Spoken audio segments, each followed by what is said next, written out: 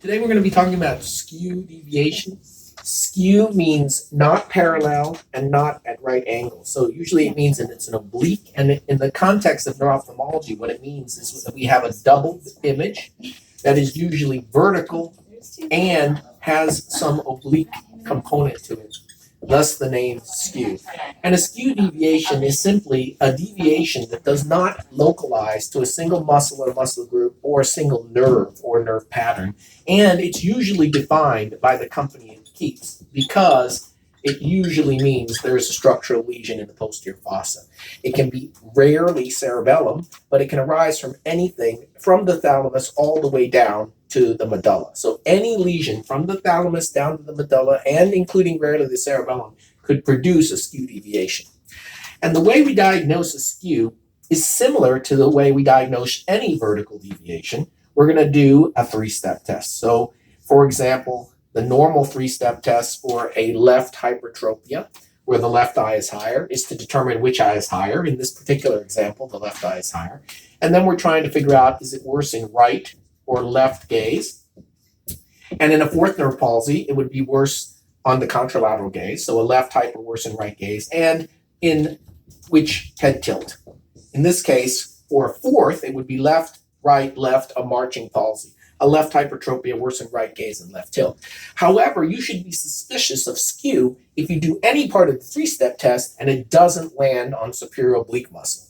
So if we get to the end of the three-step test and we don't get the fourth, we should be worried that that's skew or myasthenia or thyroid or some other cause. And today we're trying to figure out if it's skew. And that means we have to do a fourth step in the three-step test. The fourth step of the three-step test is a double Maddox rod.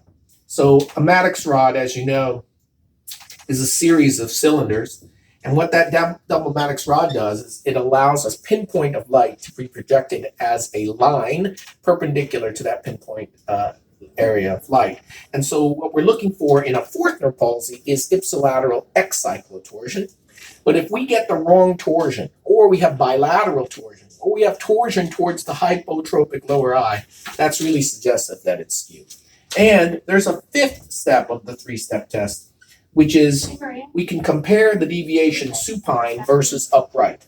So in a patient who has a fourth nerve palsy, the fourth nerve really doesn't care whether you're sitting up or you're lying down, the hypertrophy is going to be the same. But in skew, because skew deviation is abnormal input from the otolith, when you in the supine position, when you're lying down, that takes away the otolith input, and that will reduce the amount of hypertropia. So if we see in the supine position a decrease in the hypertropia, that also is suggestive that it is a skew deviation. Deductions and diversions usually are normal in skew, and the deviation is usually comitant, but it can alternate. So if we don't see a clear ductional deficit that suggests that the patient has a third nerve palsy, and we have a double vision that is vertical and oblique, we're going to do the three-step test. If we don't get the three-step test to be the fourth, we're going to do the fourth step, which is the double Maddox rod test, and the fifth step, the supine versus upright test.